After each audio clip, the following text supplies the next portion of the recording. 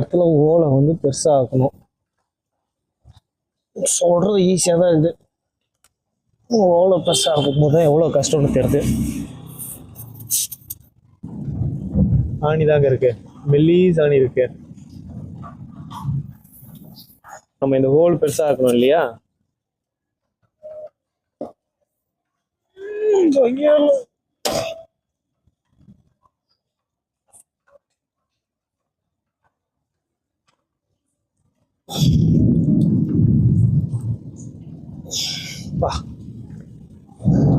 வண்டியே மூவ் ஆயிடுச்சு, அவ்வளோ டைட்டாக இருக்கு. இது டெய்லி எக்ஸ்பீரியன்ஸ் இருந்தால் மட்டும் தான் இப்படி பண்ண முடியும்.